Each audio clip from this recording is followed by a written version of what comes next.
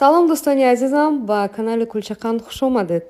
Тарзи таҳияи умочи шарора. Барои чӣ? Барои он ки ман онро ба тарзи худ тайёр мекунам.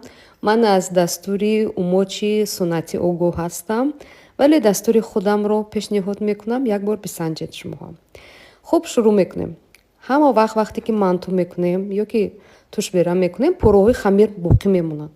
Ман онҳоро хушк мекунам. Баъди хушк кардан ман онҳоро дохили ғизосоз мекунам. Ва пораҳои хамир чӣ қадар зиёд бошад, ҳам қадар хубтар аст. Ҳамаи онро дар ғизосоз омехта мекунам, хурд мекунам ба андозаи донаи биринҷ. Мана ҳамин гуна ки дар навор мебинед. Яъне аз ҳад хурд намекунам. Ва баъдан ба он як баста пудина, райҳони хушк ё ягон алафҳои дигар дӯст доред, метавонед илова кунед. Ҳамаи онро боз як бори дигар хуб омехта мекунам ва дохили зарфи шишагӣ мегирам. Як қошуқ намак ҳам илова мекунам ва инро то 2 моҳ ҳам нигоҳ доштам. Вайрон намешавад, ҳичи намешавад.